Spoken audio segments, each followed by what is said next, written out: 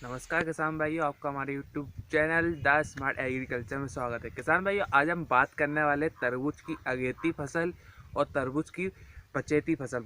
अगेती फसल का मतलब ये होता है कि इसकी जो बुआई हम जल्दी करते हैं समय से पहले, और पचेती जो समय के बाद आने की थोड़ा सा रुक के करते हैं। अगेती फसल है, हम इसका उत्पादन जल्दी करना चाहते हैं, जैसे कि हम उसकी नर्सरी कोकोपेट में तैयार करके लगाते हैं। और पचेती मतलब इसको हम डायरेक्ट लगाते हैं, इसको अगेती और पचेती फसल बोला जाता है। तो किसान भाई, इसमें हम बताने वाले कि किसका उत्पादन अधिक होता है, किस में लागत अधिक लगती है और कौन सा बेनिफिट ज़्यादा देता है। अगेती ज़्यादा देता है, पचेती ज़्यादा देता है, उसके बारे में हम पूरा बताने वाले, विस्तार से बताने वाले, जिससे आप जानकर इन दोनों की फसल को अगेती और पचेती करना है, इसके बारे में आप जान सकते हो और अपना डिसीजन ले सकते हो कि हमें कौन सी फसल करना है। तो किसान भाई, हमारा वीडियो पसंद आया तो लास्ट तक जरूर देखें और वीडियो को लाइक ज़रूर करें। तो सबसे पहले किसान भाई, हम बात करते हैं अगेती फसल के बारे में। अगेती फसल का जो समय होता है किसान भाई, ये तरबूज का, वो 15 दिसंबर के बाद से शुरू हो जाता है। आप अगेती फसल करना चाहते हो तो 15 दिसंबर के बाद कभी भी इसकी अगेती खेती कर सकते हो। उसके लिए आपको प्रो टाइम में पहले इसकी नर्सरी आपको तैयार करना होता है। आप प्रो टाइम में अगर उसकी नर्सरी तैयार करोगे तो अगेती फसल जब भी होती है, आप उसको डायरेक्ट नहीं लगा सकते हो। प्रो टाइम में इसको तैयार करके लगभग 1 महीना आपकी नर्सरी लगती है, और 1 महीने के बाद उसको जनवरी में उसका प्लांटेशन आप कर सकते हो। तो इसको अगेती फसल बोला जाता है। और पचेती फसल की अब जो बुआई की तारीख होती है वो होती है 20 जनवरी 25 जनवरी के बाद से। अगर आप 20 जनवरी या फरवरी में करते हो तो वो पचेती फसल होती है, और फरवरी में आप उसकी बुआई डायरेक्ट करते हैं, डायरेक्ट अपने खेतों में बीजे को लगाते हैं और डायरेक्ट उसका प्लांटेशन होता है। तो किसान भाइयों, अगेती फसल में क्या होता है कि अगेती फसल में आप जब प्रो टाइम उसको तैयार करके जनवरी में 15 जनवरी के बाद इसको प्लांटेशन करते हो, तो हमें क्या, इसको टेम्परेचर के आधार पर हमें उसकी देखरेख करना पड़ता है। जैसे कि हमारा भी आप देखोगे, अभी जो समय है वो लगभग 9:30 बज चुका है, और हमारे देखो कितनी धुंध अभी पीछे छाई हुई है। आप देखोगे पूरा हमारा पीछे धुंध है। और ये जनवरी में, अभी 15 जनवरी की तारीख ही आज 15 जनवरी, आज तारीख, और 15 जनवरी का जो टेम्परेचर है आप देख सकते हो बहुत ज़्यादा कम है। ऐसे टेम्परेचर में तरबूज है या खरबूजा की फसल है, इसको नुकसान होता है। तो ऐसे टेम्परेचर से बचना चाहिए हमें। तो ऐसे टेम्परेचर के लिए हमें अगेती फसल का चुनाव ना करके पचेती फसल की ओर ही जाना चाहिए।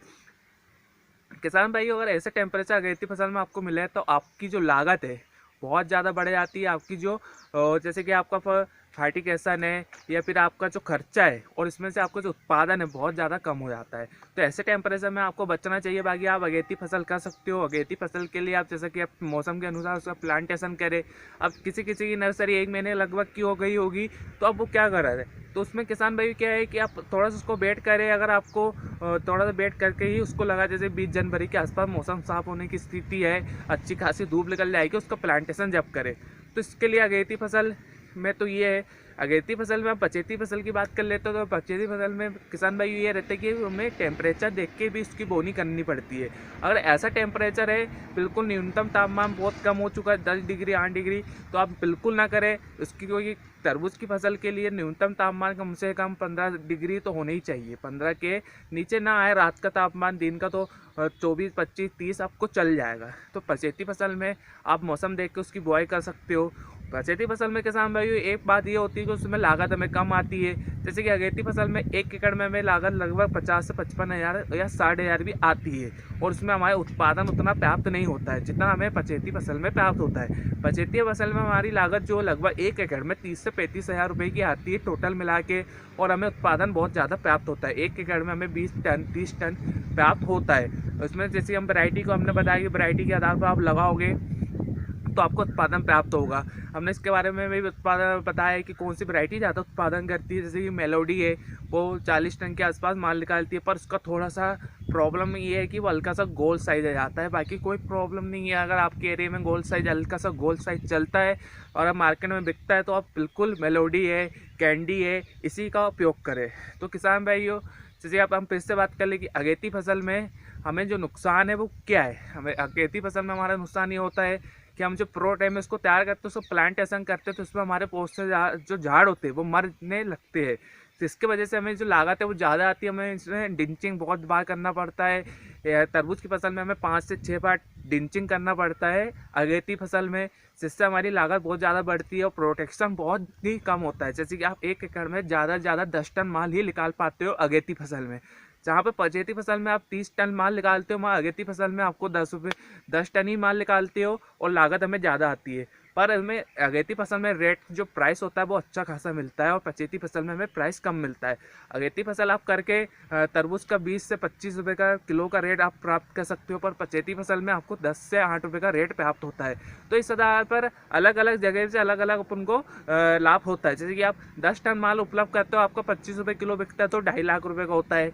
और मैं आपका 10 रुपये किलो बिकता है और आपका 20 टन माल 30 टन माल प्राप्त होता है, ये भी 3 लाख 2.5 लाख 2 लाख का होता है। तो कान इधर से पकड़ो उधर से पकड़ो सब बराबर होता है। तो मेरे हिसाब से तो मैंने दोनों फसल किया हूँ, तो मेरे को तो पचेती फसल जो अच्छी लगती है कि इसमें हमें खर्चा कम होता है, लागत कम होती है, टेंशन कम होती है, आराम से हम उसको लगाते हैं, आराम से उसका देखभाल होता है, प्रोटेक्शन अच्छा होता है, तो हमें बेचने में भी मज़ा आता है। तो आप किसी भी फसल का चयन कर सकते हो। अगर आपके एरिया में टेम्परेचर अच्छा हो, हाई हो, तो आप अगेती फसल की ओर जा सकते हो, नहीं तो पचेती फसल भी करके अधिक से अधिक मुनाफा कमा सकते हो। किसान भाई अगर मेरा मानना है तो मैं पचेती फसल ही करता हूँ। जैसे कि इस बार तो मैंने बिल्कुल भी, अभी तक 15 जनवरी हो गई है, यहाँ पे पानी गिर रहा है, तो अभी तक आप देखो तो मेरी ज़मीन जो है वो मैंने जो जुतवाया था वो भी अभी फिर से उसको करवाना पड़ेगा। अभी मल्चिंग पेपर नहीं बिछे, कुछ नहीं हुआ है, तो ये मेरी भी फरवरी में जाएगी। इसलिए मैं इस बार आराम से, अभी मैंने प्रो ट्रे में भी इसको नहीं डाला हूँ। आप चाहे तो प्रो ट्रे में अभी भी डाल सकते हो और इसका प्लांटेशन फरवरी में कर सकते हो। पर जो प्रो ट्रे से हम डालते हैं उसका थोड़ा सा प्रोडक्शन कम होता है, थोड़ा सा उत्पादन कम मिलता है हमें, इसलिए हम डायरेक्ट बीजा लगाने पर ही रखते हैं कि डायरेक्ट बीजा लगाओ तो उसमें हमें अच्छा मुनाफा होता है और उत्पादन हमें अच्छा प्राप्त होता है। तो किसान भाई इस प्रकार आप डिसाइड कर लो कि आपको कौन सी फसल करना है, अगेती करना है, पचेती करना है। इसके बारे में और जानकारी हम नेक्स्ट वीडियो में देंगे। तो आना, हमारा वीडियो पसंद आए तो लाइक ज़रूर कर ले और ऐसी जानकारी जानने के लिए सब्सक्राइब जरूर करें।